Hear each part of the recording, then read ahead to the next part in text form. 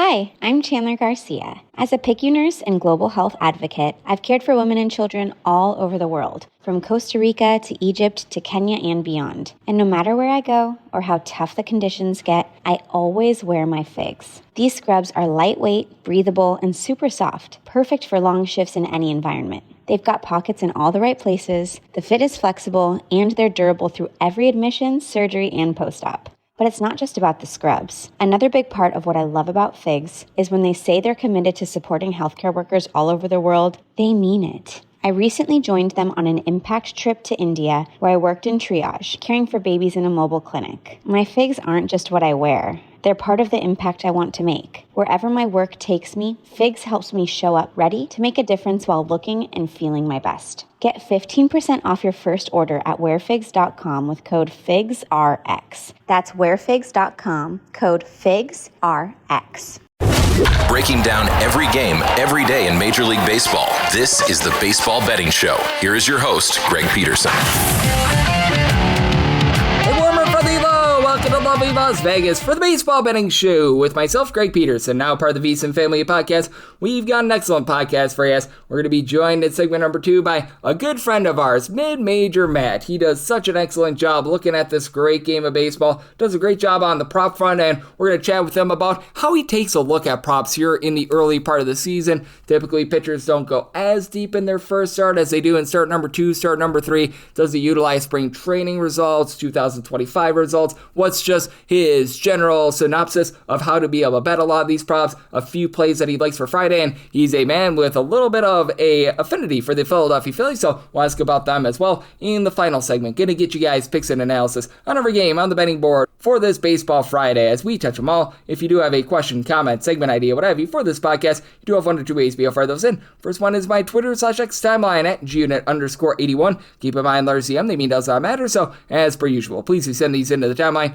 The other way is find an Apple Podcast review. If you rate this podcast 5 stars, it's very much appreciated, and then from there, you're able to fire in whatever you'd like to hear on this podcast via that 5-star review. Really didn't get in a lot of Twitter/X questions today, but it was a great opening day. I know that a lot of you are focused in on the Sweet 16 as well, so let's take a look back at everything that we saw on the official opening day on Thursday, try to find some trends and try to get to know these teams a little bit better. Games from yesterday is Greg buzzing about. Here is the rowdy recap. I am from the great state of Wisconsin, so how about if we start with the Milwaukee Brewers, as they got down 1-0 against the Chicago White Sox. That's the only time they would trail 14-2 all over the Southsiders. Shane Smith was not long for this game, 1 2/3 innings, gives up 4 runs, 3 of which were earned. For the Brewers, only 2 bombs in this game, as you had Jake Bauers get his first home run of the campaign. That comes off of the reliever, and one Mr. Jackson Paez, who was making his MLB debut. He gave up that home run, 3 runs in total in 1 1/3 innings. Other home run was given up by Tyler Gilbert. He gives up 2 runs over the course of an inning. That one to Sal Frelick, his first home run of the campaign. Sean Newcomb now with the White Sox, 2 runs allowed in 2 1/3 innings. The White Sox really had to burn this bullpen. Jordan Hicks, he is now on the White Sox, by the way. 3 runs allowed in 2/3 of an inning. Jordan leisurely gave you a scoreless inning, so yay, verily there, but rough there. For Jacob Mizorowski, he does give up a home run early on in the game, as Chase Meredith was able to get his first home run of the campaign. That came in the first inning.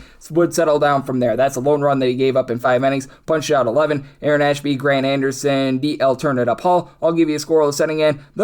Jake Woodford does give up a home run as the international signing gets his first home run as a Chicago White Sox. Hopefully I get this correctly. Montenka Mirakami. So congratulations to him, but a little bit too little too late there. Paul Skeens gets absolutely lit up by the New York Mets, 11-7. They were open to getting runs in this one as Skeens, 2/3 of an inning, gives up 5 runs. Now, Oniel Cruz had 2 just terrible plays out there in the field. Like, he looked like a little leaguer, but those were all earned runs on Paul Skeens. You don't mess with the Yohan Ramirez from there, 2 1/3 innings scoreless. You had from there Mason Montgomery go 1 1/3 innings. He gave up 2 runs. Justin Lawrence, he gives up back-to-back solo home runs, as you had Francisco Alvarez get his first home run season, and then the young guy, Carson Benjay, he was able to get his first home run as a member of the New York Metropolitans. You had also 2 runs given up in 2/3 of an inning by Isaac Madsen as well. Gregory Soto now with the Pirates. Dennis Santana, they both under scoreless inning. And Freddie Peralta, not necessarily the start he was looking for, gives up 4 runs over the course of his 5 innings, gives up a pair of bombs as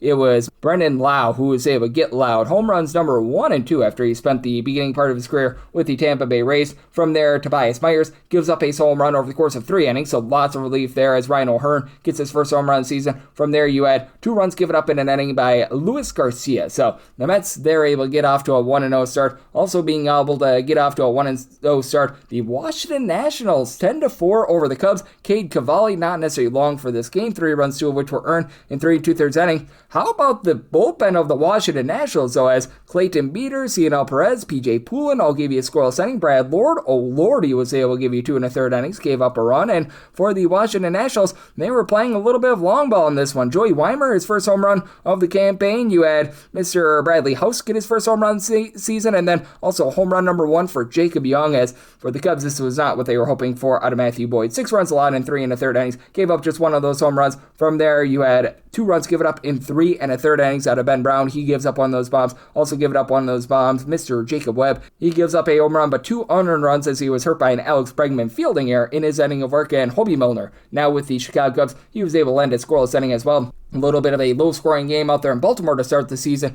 2-1, the Orioles, they take down the Minnesota Twins. Trevor Rogers, who was so great last season, got into a little bit of a sticky wicket, as for the Twins, they go just 1 of 12 with men in scoring position, but he contains his magic. 7 scoreless innings. From there, you had Ryan Helsley be able to close the door in the 9th inning. 3 punch-outs in the 9th. Tyler Wells, well, not necessarily what he was hoping for. He did not pitch Wells, giving up a run in an inning, but for the Minnesota Twins, Joe Ryan, he gave them exactly what they were looking for. 5 1/3 inning scoreless. From there, Cody Funderburk gives up a run in 2/3 of an inning. Justin Topa gives up a run in an inning before you had another Rogers come in for a scoreless inning, Taylor Rogers. So they were in the neighborhood there of getting you an under. So that was one where the Orioles were able to get the job done in. For the Red Sox, they go on the road to start 1-0, 3-0. They take down the Cincinnati Reds. Reds had a few opportunities in the middle part of this game, but they go just 1 of 7 with men in scoring position. And Rabbit gave a good start. He did give up 7 hits, but he goes for 6 scoreless innings. From there, Pierce Johnson gives up a run in 1/3 of an inning. Sam Lowell was able to come in for a scoreless inning. Graham Ashcraft, not a load of Ashcraft. Scoreless inning. You had Brock and Roll Burke give you an out of the bullpen, but Connor Phillips, he does give up 2 runs in 2/3 of an inning in the 9th inning, and that really was a difference maker as Garrett Crochet. Nice start here. 8 punch-outs, 6 scoreless innings. From there, Justin Slayton, Garrett Whitlock, Aroldis Chapman, all end a scoreless inning. So Chapman, who had a really good year last year, he gets save numero uno out there. For the LA Angels, they will not go 0-162.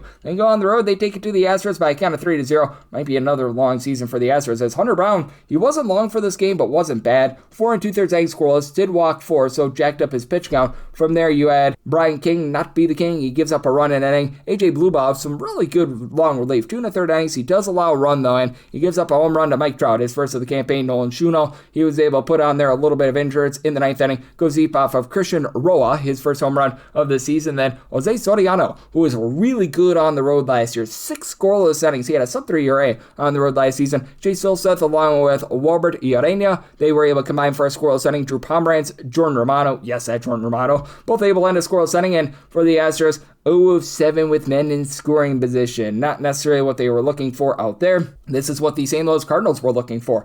9-7, they're able to take down the Tampa Bay Rays. For the Rays, Drew Rasmussen, solid start, 5 innings, gives up 1 run. That would be a solo home run as going deep off of him. It was home run number 1 of the season, and if I'm not mistaken, the career of one J.J. Weatherholt, so congratulations to him. And then Alec Burleson, he gets all jacks up off of Griffin Jacks, his first home run of the season. I don't know why they have Griffin Jacks on the roster, by the way. Gives up that home run in 2/3 inning. Ian Seymour was a solid starter. The Rays have him back in the bullpen, and man, this did not work out. He did not get a single out, and he gave up 5 runs, all of which were earned. Garrett Clevenger from there gives up 2 runs in 1/3 of an inning as the floodgates just opened for the St. Louis Cardinals. You did have Yandris Gomez supply 2 scoreless innings, but for the Cardinals, they put up an 8th spot in the 6th inning after the Rays put up a 6th spot in the early part of the 6th inning, as you did have Jonathan Aranda get his first home run of the campaign. That comes off of Matthew Liberatore, who was solid. He gives up that solo home run over the course of 5 innings. From there, the bullpen was not great. Justin Brule gives up 2 runs in 1/3 of an inning. Matt Savancin, 3 runs allowed in a third of an inning. Chris Roycroft gives up a run in a third of an inning, but from there, Riley O'Brien, Jojo Romero, they combine for 2 scoreless innings, and Ryan Stanek able to close the door. He's a former Tampa Bay Ray for a scoreless inning. For the Walker Texas Rangers,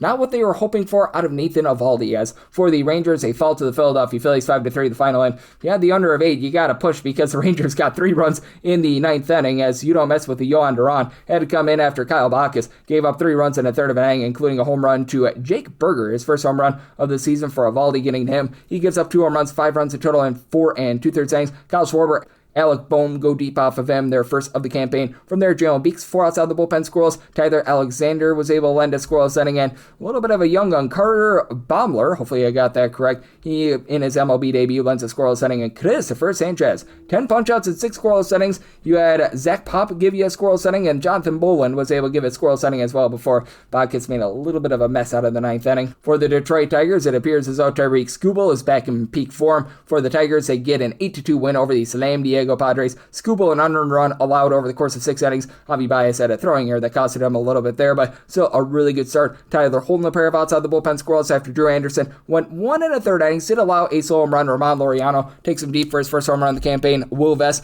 well, he puts the vest on for a scoreless inning, and Nick Pivetta just absolutely destroyed in this one. He gives up 6 runs over the course of 3 innings. From there, Ron Medanaccio has to come in for 2 innings, gives up a home run to Dylan Dingler. First home run of the campaign, gives up 2 runs in total. And then you had David Morgan along with Wandy Peralta lend a scoreless inning, and Brad Dudley Rodriguez was able to come in. He gave you 2 scoreless innings as well. For the LA Dodgers, they did get down early against the Arizona Diamondbacks. That did not last for long, though, as they get the job done. They get a nice win by a count of 8-2, as for the LA Dodgers, a little bit shaky in the first inning or 2 out of Yoshinobu Yamamoto, but he's able to do a nice job, get the win, as he gives up 2 runs over the course of 6 innings. He does allow a home run, as you had Geraldo Perdomo get his first of the campaign. Zach Gallen tried to fill it up, but did not do so. 4 runs allowed over the course of 4 innings, and then you had Taylor Clark give up 4 runs in a third of an inning. You did have Juan Murillo, Ryan Thompson, both lend a scoreless inning, and Andrew Hoffman was able to come in, held down the 4 for 1 2/3 innings scoreless for the Diamondbacks, but bullpen of the Dodgers, it was rock solid. Will Klein, Tanner Scott, Blake Trinan all lend a scoreless inning, and for Andy Paz, he goes deep off of Zach Gallen. That was a 3-run shot for his first of the campaign, and Will Smith off of Clark, he gets jiggy with it, his first home run of the season. Then in the late game, you had the Cleveland Guardians take it to the Seattle Mariners, despite kind of 6-4, as for the Cleveland Guardians, Tanner Bybee, not what he was looking for. He gives up 3 home runs over the course of 5 innings, all solo shots. You had home run number 1 for Brandon Donovan as a Seattle Mariner. You had Dom Canzone actually go deep twice. He would also go deep off of Sharon Armstrong. First and second home runs of the season. Luke Raley, he goes off the Rayleys for his first home run of the season, but you also had 2 home runs on the flip side for the Cleveland Guardians, as it was home runs number 1 and 2 of the season for Chase DeLauder. He did a nice job with a pair of solo jobs, as one of them comes off of Logan Gilbert, who gives up 3 runs over the course of 5 1/3 innings. He had a little bit of insurance in the 9th inning off of Cooper Criswell, who gives up that solo home run in his inning of work. Jose Ferrer, a pair of outside the bullpen scoreless. Casey Lugamina, a scoreless inning, and then Gabe Spire. Well, he gives up 2 runs over the course of an inning, so that did not inspire many. And if you're taking a look at trend-wise, what we're getting in baseball right now, obviously very, very early on, as we've only got 12 games in the books, but the overs have been hitting in pretty good force thus far. 6 overs, 3 unders, and we've had ourselves a pair of pushes along the way, as well as favorites on the money line thus far at 8-3. Only one of the favorites was unable to cover the run line. So that's what we're seeing in baseball right now, and that's where we're all getting trend-wise. Coming up next, let's chat it up with our good friend Matt Josephs, aka Mid-Major Matt, out there with ESPN Radio in Richmond, and so much more right here on the Baseball Betting Show. Myself, Greg Peterson, now a part of the Beast Family Podcast.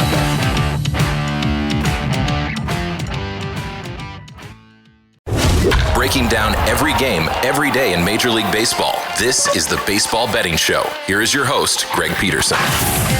And we're back here in lovely Las Vegas for the Baseball Betting Show with myself, Greg Peterson, now part of the VSiN Family Podcast. Always great to be joined by this man, as we've got Matt Josephs aboard, as he does a tremendous job over at ESPN Radio in Richmond, the Prop Queen website, the Prop Queen podcast. He's on both of those, doing an incredible job looking at, obviously, a whole bunch of props when it comes to baseball, wrapping up the college basketball season and getting stuff for college football, which will be here before we know it as well. You're able to follow him on the old Twitter/X at MidMajor Matt all together. And Matt, always a pleasure, my friend. Thank you. Thank you for having me. If you won on the first day, you're going 162-0. And if you lost, well, there's always next year. Oh, yes, of course. The Washington Nationals now going to win the NL East after they got the job done against the Cubs day number 1. And how much do you take a look at the first week or two of the season from a prop perspective? Because I think that it might be the hardest one to be able to gauge in terms of a lot of these starting pitchers, because you'll have the one or two outlier guys that actually go their normal allotment, but a lot of these guys, instead of going like 195 pitches, they're going to be limited more like 80 to 85 pitches. It's both the hardest week and it's the easiest week in some respects. And I feel like this is the same for almost every sport, like especially college basketball, college football. You're going to have your best wins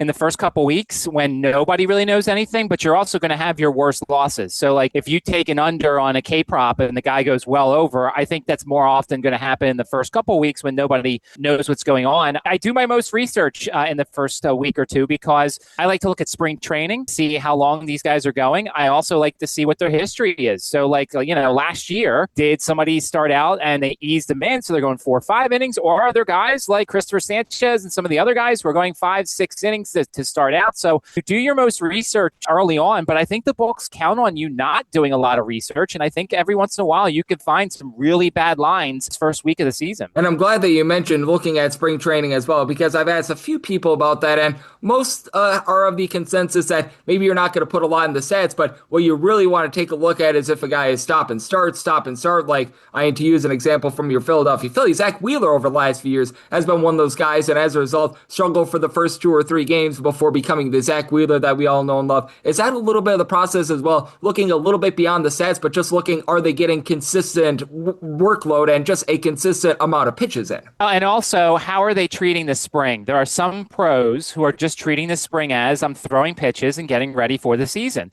And if you see a guy who consistently is bad in the spring, you don't have to worry as much if they are bad in the spring once again. Whereas if you read somebody and they're trying to work on a 4th pitch or a 5th pitch and they're using it, it's getting hit, but they're feeling good about it. Like, this is where you have to do a little bit of research and read some of the stories that come out of some of these starts. So that's why, like, these first couple weeks just take a little bit of time, because you have to look at all the data. And don't forget, there's also the pregame manager press conferences where occasionally they'll be like, yeah, I'm looking at this guy for 3 or 4. And, if you're paying attention to it, maybe you can beat the books to getting to that before they make the change themselves. Yep, absolutely. There's a lot of angles to be looking at here in the early part of the season, as our good friend Matt Joseph, aka MidMajor Matt, joined me right here on the Baseball Betting Show. And it is interesting to take a look at a team that's near and dear to you, the Philadelphia Phillies, as they gave up a few runs in the 9th inning, having the under. I was a little bit less than pleased about that, but overall was a nice first day with them, with Christopher Sanchez being able to go out there and get the job done. And how do you take a look at the Phillies coming into the season? Because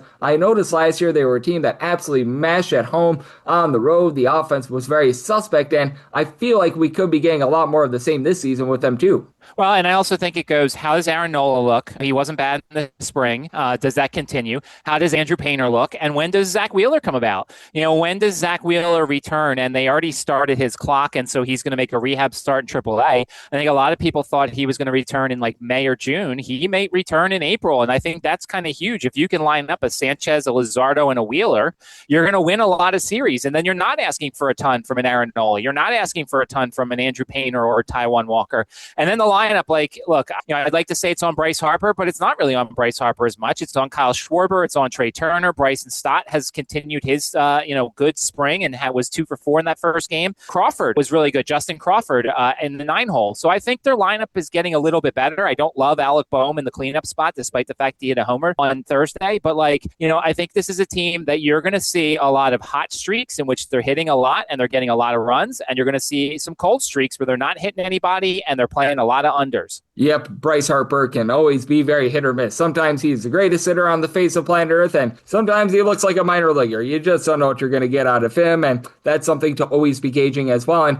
how much early on during the season do you want to be comparing the 2025 stats versus a guy that just gets hot or cold in the first 10 games of the season? Because, it is so true. I think that you mentioned it in passing, the fact that your best wins and your worst losses come this time of year. I think that it is so interesting to look at a guy that maybe had a career year in 2005 2025 and whether or not they're able to duplicate that. That's all about what we talk about in the NFL, the second year. They've got film on you now. So therefore, are you going to still have that same success, or are they going to change their approach to you? Roman Anthony looks really good. I think Roman Anthony is going to have a really good season for the Red Sox this year. And so it's how you make an adjustment to the adjustments that are made to you. So it's one of those things where small sample sizes, I am a guy that always loves looking at, but it's not the end all be all, is I like looking at, how a hitter has done historically against a pitcher. I post at 10 a.m. Eastern time every morning some guys who have good or bad statistics against certain pitchers. And in some cases, like G-Man Choi against Garrett Cole, you're going to play that every once in a while because he had really good numbers. So that's something you kind of look at here. But once again,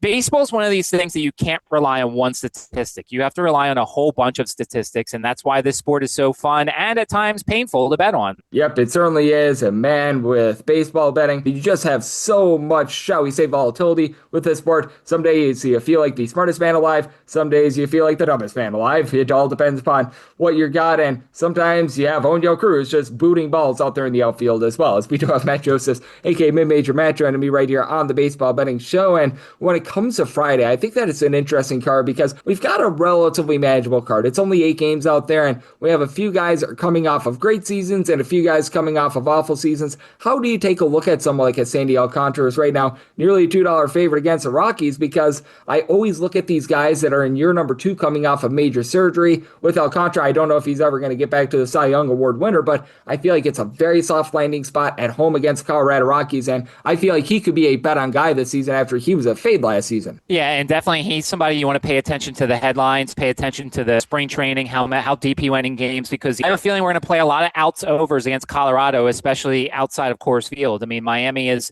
not necessarily a hitter's park, but this is an opportunity for him to kind of have that soft start, so he could go 5-6 innings, and depending on what his outs are, I might look at the over in this situation. Kyle Freeland's another one of those guys, like I was talking about with my friend Ariel Epstein. Jordan Lyles was a guy for the longest time who we could always consistently count on 5-6 innings, even when he's not pitching well, because he was an innings eater. My guy Cal Quantrill, he was another guy. No matter how he was doing, you knew he was going to give you 5 or 6 innings. Well, Kyle Freeland's kind of the same way. Now, granted, he's not great or anything, but outside of Coors, you're getting solid situations. So depending on how Kyle Freeland looks in past Aprils and how he's looked early on outside of Coors Field, this could be a game where I'm looking at both of these starters to go potentially 5 or 6 innings apiece. Yep, absolutely. With Kyle Freeland, he's not a great pitcher, but he does eat innings. He does a good job in terms of not giving up a lot of walks, and that's always something important to be looking at as well. And coming into the season, is there perhaps something different that you're going to be doing in comparison to past years, or is this going to be relatively status quo compared to what you've done in the past? Because we do know that we've got a little bit of replay system, not a ton of replay, but you know what, balls and strikes can now be challenged a few times a game. That's something interesting to look at, and obviously we've got a little bit more of a divide between the haves and the have-nots with regards to spending in the offseason. I think baseball is one of those things where you have your process and you'll maybe make a small alteration or two, but how I handicap K-props or how I handicap K-props. I mean, I have a spreadsheet for it. We'll get more and more data points as the season goes along. So I'm not really going to change things unless I see, I'm having problems, or unless I'm seeing that the odds makers are adjusting their numbers, in which case I have to adjust myself. So I think you'd agree, you go to your old reliable, you look at X, Y, and Z for every game, and you're going to continue to do that until we can't handicap baseball anymore. Yep, exactly. And just to wrap things up, is there anything that you are going to be taking a look at for Friday? Because I know that we talked a little bit about that Rockies versus Marlins game. I am very interested to see what Sandy Alcantara is going to be doing, but anything else that might be catching your eye for this Friday, as we do have actually quite a few numbers up, because with the first 2 days of the season, it feels like the books have a little bit more urgency to get these numbers up overnight. Yeah, and we're starting to see some of the K-props up for the next day and things like that. I'll be interested to see what Luis Severino looks like. We saw increased velocity in the World Baseball Classic. And so does that mean that he's going to continue to do that? Or was he kind of, using the crowd and using the excitement of the event to get a little bit more to his pitches? Plus, does this mean he's going to go a little bit deeper? I know he's facing the Toronto Blue Jays, and I know it's a really tough lineup, but I like to look at this World Baseball Classic stuff and see how much some guys did some things and what they kind of did. And so Luis Severino is a guy I'm going to be really paying attention to 2 on Friday. And then obviously, look, I took the over on the Royals win total for the coming season. I'm really optimistic for the Royals that if they do not have any injuries, this is a team that could certainly play really well in this division. I think they're better than the Twins. I think that they can compete with Detroit if they stay healthy. I think Cleveland and them are about the same. So how does Cole Reagans look against a very good Atlanta Braves offense? And the other thing we have to touch on real quick that makes it a little harder to handicap the night before is weather. We are still in certain parts of the country, cold weather, wind could be a little bit of a factor in certain places. Obviously, Tampa Bay is no longer at the minor league park, so that's really good for Tampa Bay. So we are in those months where now you have to pay attention to the weather, cold, wind, stuff like that. So that's something that certainly comes into the handicap as well for the games that aren't playing in domes. Oh, absolutely. Looking at the home and road splits for someone like a Ryan Pepiot on the Rays, which that's just a spitball example, even though he's on the injured list, might want to be putting a little bit less stock into those home results from a season ago. Good point there. And certainly when it comes to Wrigley Field, you saw that total all over the place. It very, very much short over the total, not necessarily because of the weather being the greatest out there, but I do think that that is so important to be taking a look at this time of year. And Matt, you're doing such an excellent job looking at this great game of baseball and so much more. On the college basketball front, you do a great job, football, and you're covering so many different sports. So let the good people at home know it's all on tap for you and how people can follow along on social media and other platforms. Yeah, I'm in Major Matt on Twitter. We had a really good year last year for when it came to MLB props. I posted my record on there. All my plays are posted on there, tracked on the Action Network app, so no one can say I'm cheating or anything like that. I just posted a lot of my futures. I don't know if they're still up in some of the sports books, but I posted a lot of my futures. I'm very open with everything. I have good streaks, I have bad streaks, and we just try and figure it out. But I post as much information as I certainly can. And anytime somebody asks you a question about a player prop or a first 3, a first 5, first 7 even, certainly I could try and answer it at MidMajor Matt on Twitter because we all have the same goal. We all want to beat the books. Yep, and that is so well said. When it comes to baseball pitchers, if you have 30 starts in a year, they always say you're going to have 5 really bad starts, 5 amazing starts. It's what you do in those 20 in between, and that is always so big when it comes to baseball handicapping, being able to grind out just a little bit of a profit on those days. And Matt, he is one of the best. A big thanks to Matt for joining me on the Baseball Betting Show, now part of the VC Family Podcast. Coming next, it is that time of the podcast. I'll give you picks and analysis on every game on the betting board for this Baseball Friday as we touch them all.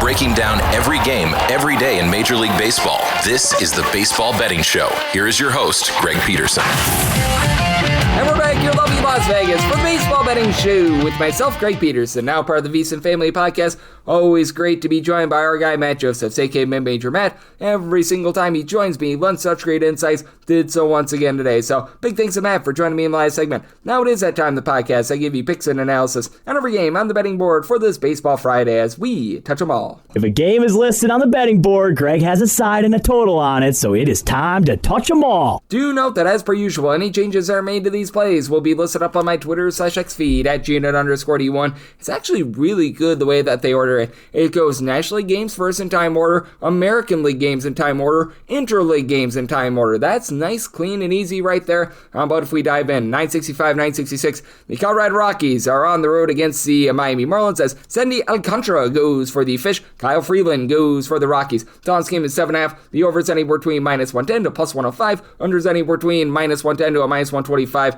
with the Fish. They're anywhere between -185 to -199 favorites. You're going to be getting about +160 to +170 on the Rockies. If you're looking to lay a run half like I am with the Miami Marlins, between +110 to +120, and pretty much any sort of plus money was my buy point here on that Marlins run line. Set that at a +104. Now Sandy Alcantara was just absolutely terrible last year. He was posting up an ERA that was hovering in the neighborhood of about a 5.36, but you look at that fielding independent of a 4.28, does speak to the fact that he was a little bit unlucky last season. 2.8 walks, a 1.1 home runs allowed per 9 innings, and that was year number 1 coming off a major surgery. In year number 2, typically guys find their form prior to last season in games in which he was actually starting, or seasons in which he was an actual starter. Never posted above a 4.14 ERA, and he's not going to be some sort of a strikeout artist or anything like that, but is a relatively okay swing and miss guy, and he gets to go up against a Colorado Rockies team that they average about 2.7 runs per game away from home last season. Dead stinking last in the big leagues. Now, I think that they're going to be a little bit better at the plate. Hunter Goodman was actually very good for them. He had 31 home runs, hit a 275. He actually hit okay on the road. They're looking to someone like a Kyle Karros,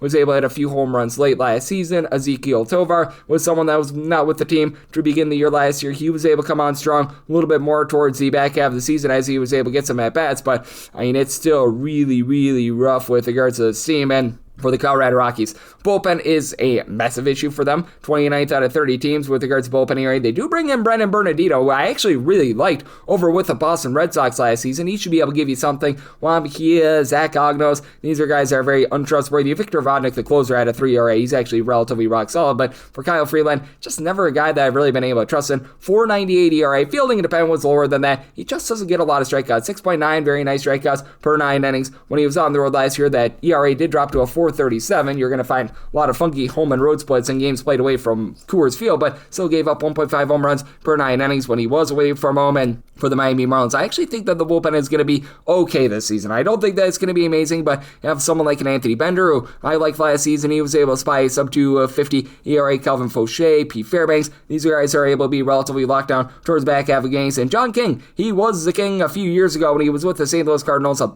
down year last year. I think that he's going to be able to find that form as well. And for the Miami Marlins, this is a team that's going to be looking to move the line a little bit more with singles, as you've got Kyle Sowers currently on the injured list, but Xavier Edwards does a nice job giving you about a 285 average, no power whatsoever, but he moves the line. Augustin Ramirez, he was able to slide 21 home runs at the catcher spot. That was pretty solid for the team. I like Otto Lopez. It's for a little bit of average. It's for a little bit of power. And Jacob Marcy looked really good in the World Baseball Classic. So I think that the Marlins get the job done on the run line. I think that the Rockies continue to struggle with their offense away from home. Semi-total 7.2, like the under, and the Marlins on the run line. 967, 968. It is the Arizona Diamondbacks. They're going to be on the road against the LA Dodgers, as Emmett Sheehan is on the bump for the Dodgers, and Ryan Nelson goes for the Saints. Draw this game is 8.5. Overs between -110 to a -120. Unders between even to -110. Between -190 to -210. That number on the Dodgers. Between +160 to +175. That number on the D-backs. If you're looking to lay run off right now with the Dodgers, mostly about -105 to -110, and I'd be willing to lay up to a -105 in this spot. I did set my run line price at a -106, as for Emmett Sheehan, he was quite solid last season, especially in the postseason. He was sort of that do-it-all sort of gadget guy coming out of the bullpen for them. If you need a start, he'll be able to give you a start, and he's got really good swing and miss stuff. He was coming off a major surgery last season and still supplied the team with 11 strikeouts and 0.9 home runs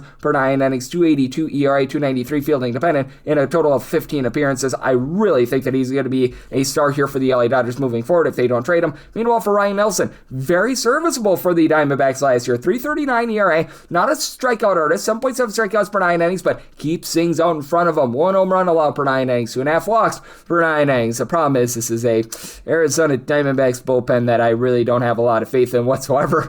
I mean, they were trying when they had Paul Sewald a few seasons ago to patch that up, but the likes of Kevin Ginkgo, Ryan Thompson, these are not necessarily great guys. They still have Paul Sewald, and he still has not been great for the team. Juan Barrio is a guy that was able to come on a little bit okay towards back half of the season last year, but still supplied north of a 4 ERA. Jonathan Loaizaga, they're picking him up and they're kicking the tires on him, but with Arizona, I do think that they're going to be a top 10 offense this season. Ketel Marte of the Marte Parte, 28 home runs, hit over a 280 last season. You've got a young guy in Jordan Lawler, who he was a little bit of a disappointment last year, but I think that there's some upside with him. Corbin Carroll has been able to form himself as one of the more reliable hitters in all baseball, and then Alec Thomas out there in the outfield as well. Not going to hit for a ton of power, but does a good job moving the line. He'll steal a few bags. Gabriel Moreno is another guy that's good for a few singles, and for the LA Dodgers, it's the Death Star lineup. You've got yourself Shohei Ohtani, give you 40-plus home runs, pitching as well. I mean, it's just absolutely insane, but Max Muncy, when he's out there in the lineup, last season, the team scored over a run per game more when he was out there rather than when he wasn't. He doesn't do anything amazing. He's a good but not great power hitter. He gives you like a 245 average, a solid on base, but I mean, he really stirs the drink for someone like a Will Smith to be able to get jiggy with it. Freddie Freeman will give you 25-plus home runs. Andy Paz, who had a rough postseason, but he's able to do a nice job mashing. Teoscar Hernandez, not going to give you a lot of on base, but he's going to hit some bombs as well. And then for this bullpen, you've got Edwin Diaz now at the closer spot. Tanner Scott, last season was a down season for him. 2 years ago, he was absolutely dominant with the Miami Marlins and the Padres. I think that he returns to form, so I'm going to be willing to lay with the Dodgers run line up to a -105, and did set a total of an 8.7. I do like this total to the over as well. 969, 970 on the card. The Toronto Blue Jays play host to the Athletics as Luis Severino goes for the Athletics, and Kevin Gausman goes for the Blue Jays. Blue Jays do find themselves anywhere between -155 to -165 favorites,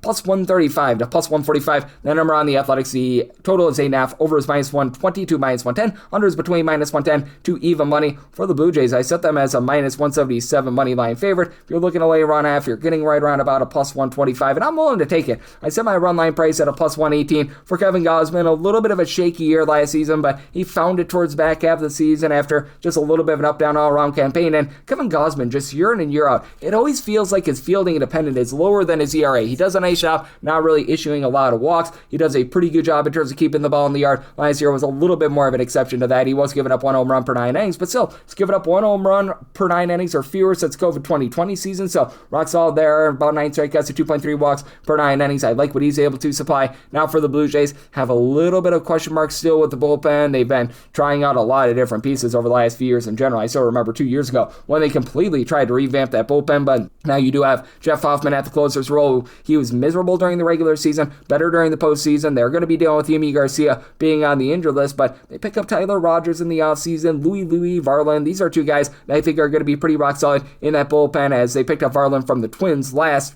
shall we say, trade deadline. And for the Blue Jays, I think this is a team that's going to be able to mash. Don't call his name. Alexander Kirk was able to hit for a 280 last season. Vlad Guerrero, just 23 home runs during the regular season, but went into inferno mode during the postseason. I think that he's good for about 35 plus home runs. They pick up Jesus Sanchez, a guy that had a little bit of a down season last year, but I think that he's going to be able to find it a little bit more, as with the Houston Astros in the back part of the season, he was not a good fit in that lineup, but was pretty solid with the Miami Marlins, a very difficult place to be able to hit. And Kazuma Okamoto is a guy that I think is really going to be able to help this team out as well. Don't know if he's going to be able to give you quite the power that he did over at Japan, but a guy that I think is going to do a solid job moving the line. You still have Addison Barger and company, and then on the flip side for the Athletics, they're going to try to slug their way to victory. Now, I will say for Luis Severino, big-time home and road splits last year. He was absolutely terrible out there in Sacramento last season, as in Sacramento, 6.01 ERA. He only allowed about 1.1 home runs per 9 innings, but away from home, 0.7 bombs allowed per 9 innings. Away from home, about 2.3 to 2.4 walks per 9 innings, 3.02 ERA. So he was 3 points better with his ERA when he was away from home rather than at home. And then you've got Shea Langoliers. Shea banged for 31 home runs last season, and he got his batting average up to about a 270. Nick Kurtz is a guy that gave you 30 plus home runs. He does a good job moving the line. Jacob Wilson doesn't draw a lot of walks, but he hits above a 300. He's got some functional power. Brent Rooker is able to give you 25 plus home runs. Lawrence Butler is able to give you 20 plus bombs. Didn't hit for the world's greatest average last year, but I think that he's going to be able to pick that up. Tyler Soderstrom, he looked amazing towards the beginning part of the season last year. Waned a little bit in the back half, but this is an Astros team that I think is going to be able to put up some runs. That said, I do think that Kevin Gausman gives you a good start here to be able to get the job done. I do like the run line here of the Blue Jays, and for the A's, I do think that their offense is going to take a bit of a fall off away from home. Semi-total in at 8.4, so like the Blue Jays run line and the under, 971, 972. The Astros are playing goes to the Angels. You say Kikuchi. I say he's starting for the Angels, and Mike Burrows goes for the Astros. Astros are between minus 160 to minus 170 favorites, and between plus 140, seeing as I is a plus 150 out there on the Angels as well. Total on this game, you're going to be getting at an 8.5 over and under, anywhere between minus 105 to a minus 115. If you're looking to lay a run half right now with the Astros, as between a plus 125 to a plus 135, and for the Angels, I made them as more of a plus 144 underdog. I'm going to be willing to take a shot on the Angels on the money line, because this is an Angels team that I do think that they're going to be rough this season. No ifs, ands, or buts about it. The bullpen has always been, not great to say the least, but for Yusei Kikuchi, he's a functional pitcher for this team. Yusei Kikuchi, he last season was able to do a pretty solid job with his swing and miss stuff. He did have overall a 3.99 ERA, and he was posting up right in the neighborhood of about 9 strikeouts per 9 innings. The walks were up for him. He needs to work on those walks. I still remember when he was with the Seattle Mariners a few seasons ago. That was just a big issue for him, but that said, this is a guy in Yusei Kikuchi that towards back half of the season last year, it felt like he was just really waning after a really good start to the season. I think that he can start out the season relatively strong here, as you take a look at what he was able to do a season ago. Through the first 3 months of the season, he was supplying less than a 3.50 ERA. As a matter of fact, the first 4 months all the way through June, and then things just really fell off the rails after the All-Star break, so that's going to be key for him, but this is just not the same Astros lineup that we've seen in the past. Jose Altuve is still very reliable up top. He had a little bit of a rough game, number one, but you know what you're going to be able to get out of him. Isaac Paredes, I thought that was a very nice pickup. He was very rock solid in terms of hitting home runs when he was out there last season, as he was, some ailments. You've got Carlos Correa back, which I just feel like this is a good fit in general. Never really was a fit with the Minnesota Twins, but need to see it to believe it a little bit more as he's getting up there in years. You just have a lot of guys for the Astros that they do a nice job in terms of not striking out, but they don't draw a lot of walks. Yanir Diaz, less than a 300 on base last season. Christian Walker, just barely a 300 on base last season. Cam Smith, he last season was a guy that just didn't do a great job in terms of drawing walks at 312 on base, only about 9 home runs, so you need a bit more there. And for the Angels. Very much an all-or-nothing team. You've got Mike Trout, who's already got a home run on the board, so yay verily to him. Zach Neto is probably one of your best guys in terms of just finding a way on base. He was able to give the team about a 320 on base last season with some functional power. Nolan Schunal is able to find a way to be able to move the line as well. And for Ore Soler, man, last year was not great for him, to say the least. He has really had a fall off ever since he was so great for the Braves in terms of that World Series run, and got a lot of guys like Oswaldo Peraza at the bottom of the fold that I just don't think are going to be very functional. Logan O'Hoppe, very happy about the fact that he gave you 20 home runs last year. Not so happy about the about 260 on base. And for the LA Angels, obviously a rough bullpen to say the least, but they pick up Drew Pomeranz. He only threw 12 pitches yesterday. Jordan Romano is absolutely terrible. He had an 80 ERA last season. I don't have any faith in him whatsoever, but they seem to have found something a little bit more with Chase Silseth. And then the Bryants on the flip side for the Astros. Brian King, Brian Abreu, they're going to be big because Josh Hader is right now dealing with a little bit of a injury. That's going to be hurting them along Bennett Sosa, but still some good depth. They didn't utilize Stephen Okert yesterday, so I do think that both of these starters going to be able to give you a relatively good start. And for Mike Burrows, comes over after he was with the Pittsburgh Pirates last season and had a little bit of a wobbly first season at the big league level, but I do think that there's quite a bit of upside with him. With Mr. Burrows, he's a guy that is a solid swing miss guy, but not necessarily an amazing swing and miss guy. Last season, about 9 strikeouts to 3 walks per 9 innings, 394 ERA, about a 4 fielding independent. I do think that there's some upside here, so I did set a total here of an 8.3. I'm going to be willing to take a shot on the under end for the Angels, plus 145 or better. I like that money line. 973, 974. It is the Guardians. They're going to be on the road against the Seattle Mariners. George Kirby is on the bump for Seattle. Gavin Williams goes for Cleveland. Cleveland is a underdog here of between plus 139 to plus 152,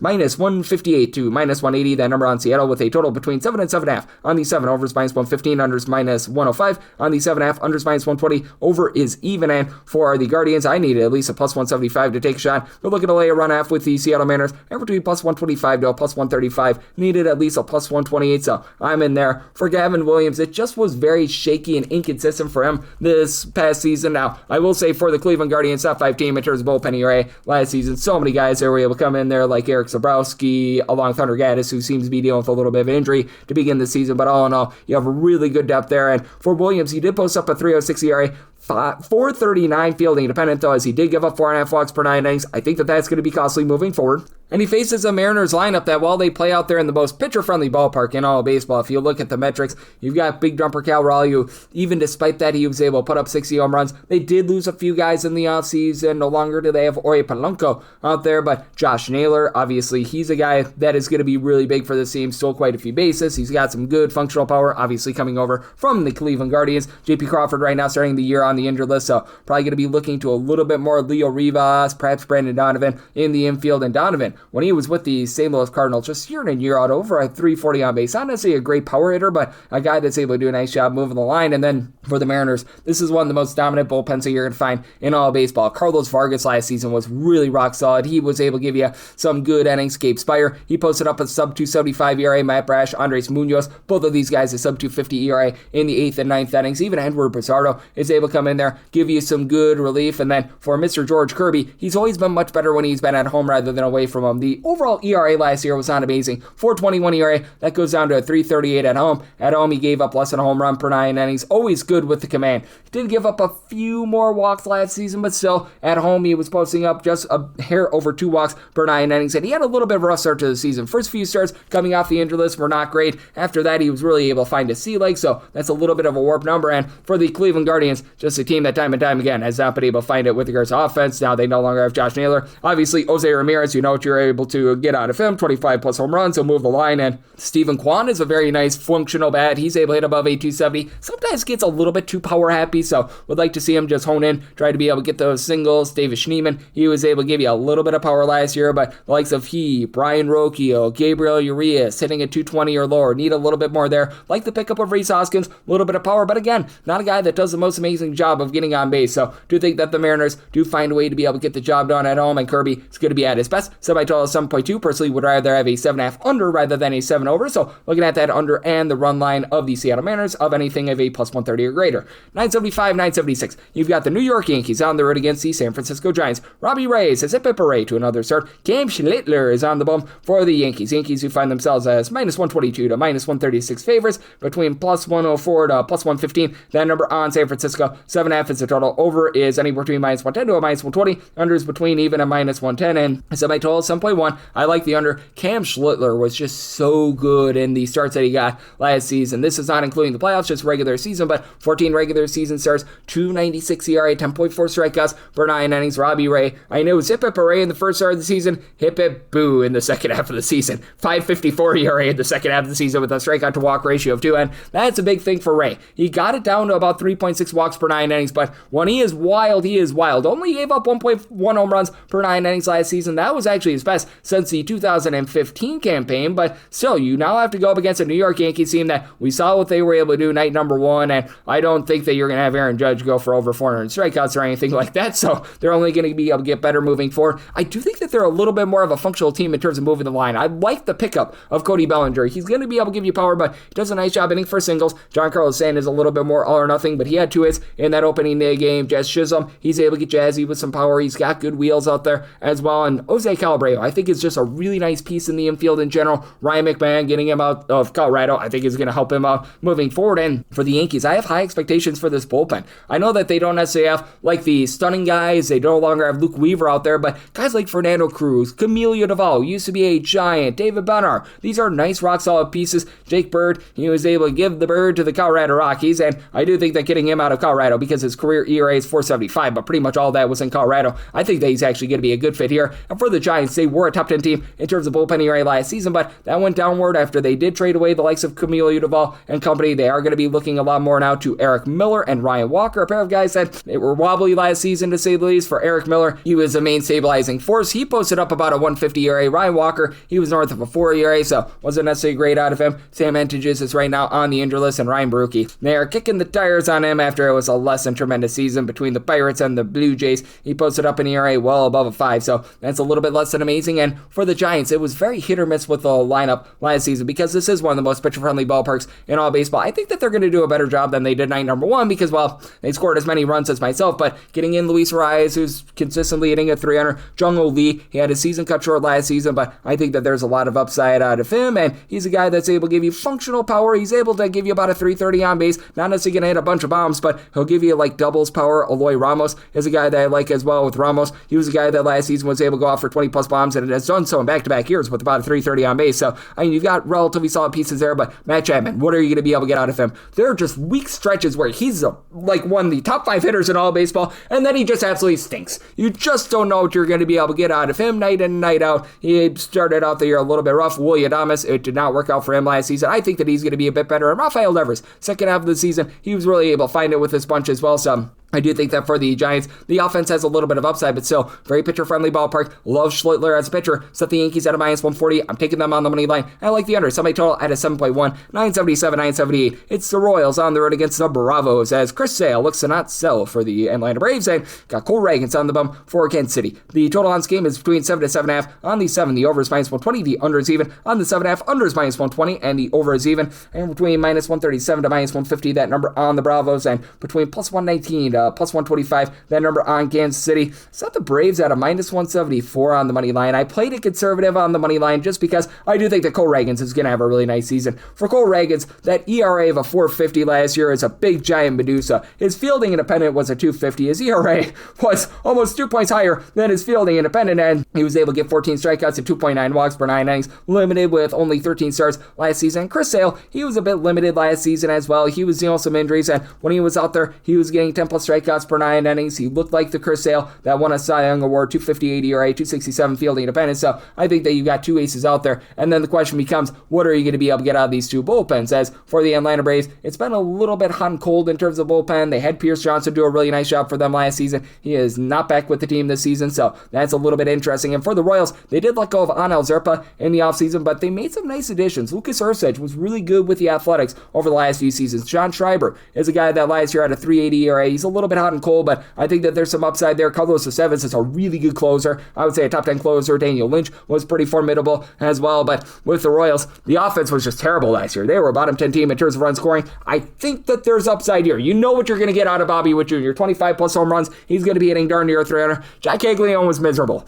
I think that he's going to be better this year, but do we have to question whether or not he's going to be able to put it together? I think that it's very fair to ask. Isaac Collins, he's a guy that's able to move the line at about a 265 last year with the old Milwaukee Brewers. Brewers, Jonathan India. He's a guy that's able to reach base as well, but ever since getting to the Royals, just has not been able to be what he was with the Cincinnati Reds. And then Salvador Perez feels like he's on the back end of his career as well. Had 30 home runs last year, but he really doesn't draw a lot of walks, what have you. And for the Atlanta Braves, I mean, a few seasons ago, that 2023 campaign, they were averaging 5.75 runs per game. Just all sorts of injuries over the last 2 seasons. Drake Baldwin was really rock solid as a rookie last season, hitting about a 270, double-figure amount of homers. Ozzy, Albies. He's a rock solid guy that's able to give you 15-plus home runs. I think that he improves on that 240 average from a season ago. Austin Riley was dealing with injury when he's at peak form. I'm not saying he's dominant, but he's a relatively rock-solid bat. Mike Yastrzemski was able to find it, ironically enough, last season with the Royals. And Ronald Acuna Jr., I mean, this is a MVP candidate right here, a guy that's able to give you 35-plus bombs, a guy that's able to hit for a 400 on base. He's such a difference maker. And for Raisel Iglesias, they need him to figure it out at the closer spot. He was miserable last season for the Atlanta Braves, but I mean, the other guys are not necessarily bad. I'm not going to call them amazing, but Dylan Lee is sub 350 ERA. Aaron Bummer sometimes was a bummer, but he was able to spy like a 385. Tyler Kinley actually really found it with this team as well. Like, Tyler Kinley has had some really bad years with the Royals, but that said, after the trade deadline, he was posting up a sub 2 ERA for this Atlanta Braves team. So do you think that there's some upside here? I think that you get 2 aces on the mound, so between a 7 to a 7.5, would rather have the 7.5 under, as I did set my total at 7.2. I do think that Sale gets the job done. I'm willing to lay with the Braves, made them 174 favorite, and wrap things up with 979, 980. The Tigers are on the road against the Padres as Michael King looks to be the king for the Pods, and you've got Framber Valdez on the bum for Detroit. The totals between 7 to 7.5. On the 7.5, unders minus 115. The overs minus 105. On the 7, the overs minus 115. The unders minus 105. The Padres are anywhere between minus 112 to minus 127 favorites, between even money to plus 110. That number on the Tigers, I really don't understand this line. I did set the Padres at a minus 148. I'm going to be willing to lay it. Framber Valdez in his last 10 starts last year was terrible. He gave up 4+ runs in 8 out of the last 10 starts, a 6.05 ERA with the Houston Astros. Now he's looking for a new home here with the Detroit Tigers, and I mean, the strikeout stuff wasn't bad. He was getting about 8 to 8.5 strikeouts per 9 innings. He really doesn't give up a lot of walks. He's a workhorse in terms of the pitches that he's able to throw, but man, it was all sorts of brutal. And for Michael King, 3.44 ERA last season, but I mean, that comes with a little bit of an asterisk. Was limited to 15 starts last season. A lot of the issues that he had, giving up 1.5 home runs per 9 innings, was him coming off of injury. When he's at full force, he's much better. Each out of the last 4 seasons prior to last year had given up less than 1 home run per 9 innings, and he's in a very pitcher-friendly ballpark going against a Detroit Tigers team that obviously, day number 1, they looked really good. Spencer Torkelson was able to give you 30-plus bombs last season. Looks like he's going to be in for a relatively nice season. You've got a guy in Gleyber Torres who, he's not going to hit for like a ridiculous amount of power, but does a good job moving the line. He'll give you some power. Kerry Carpenter, I think, is the most underrated guy for this team. He had an 0 for 5 yesterday, but still a guy that was able to hit for about a 250 with 26 home runs last season. He's sort of the straw that stirs the drink at the top of the lineup for this team. You got to love what you're able to get out of Cole Keith. You just don't have a lot of easy outs for this team. I'm just jury's out with regards to Kevin McGonigal. He's a young guy that got his first start yesterday. That could be a little bit of an issue, but even Javi Baez was able to move the line. And then for the San Diego Padres, you've got Fernando Tatis Jr. along with Manny Machado. Pair of guys are good for 25-plus home runs even in this ballpark. They're going to hit for 275-plus. I like the pickup of Miguel Andujar. He was able to hit above a 275 with the Athletics last season. And then you've got Jackson Merrill, who had that incredible rookie season. Last year was a little bit of a disappointment. 16 home runs, about a 320 on base. I think that he improves upon that a little bit more this season. Xander Bogaerts has been a waste of money. That's not great. And now they've got Nick Castellanos as sort of a platooner with Gavin Sheets. I really like that. And they finally stabilized the catcher spot with Freddie Fermin. But a big reason why I do like the under is that you've got for the Padres the number 1 bullpen in terms of ERA in the big leagues. Now they are dealing with injuries to Jason Adam along Yuki Matsui, but Adriano Hone was a sub 3 ERA guy. Jeremiah Estrada is rock solid. Mason Miller had a little bit of a rough go of it to begin the season with the Athletics here in San Diego. He was just absolutely tremendous. David Morgan is a guy that's able to give you some good innings, and I recognize that Nick Pivetta got run very, very early in the start, but Brad Dougley Ramirez was able to fill quite a few innings. He was able to pick up the load, so they utilized more of the long relievers. Ron Marinaccio is a guy that I like in this bullpen. I always liked him with the Yankees, and do think that for the Padres, after a rough night number 1, it's going to be a little bit better here in night number 2. Set my total at 7.2. I do like the under, and with Padres willing to lay up to minus 148 on that money line. That'll wrap things up for the Friday edition of the Baseball Betting Show, now part of the VSiN Family Podcast. Big thanks to Mid-Major Matt, aka Matt Joseph, for joining me in the last segment. segment. If you do like hearing from this fine podcast, Baseball Betting Show, you're able to subscribe wherever your podcast, Apple Podcasts, Google Play, Spotify, Stitcher, and TuneIn. If you have a question, comment, segment idea, what have you for this podcast, I have one of two ways we'll fire those in. First one is my Twitter/X timeline at @GUnit_D1. Keep in mind, Larry CM, the name does not matter. So per usual, please send these into the timeline. Other ways, find an Apple Podcast review. If you rate this podcast 5 stars, it's very much appreciated. From there, you'll be firing whatever you'd like to on this podcast by that 5-star review. Coming at you guys every single day with picks and analysis on every game, every day. So I'll be back with you once again tomorrow. Thank you.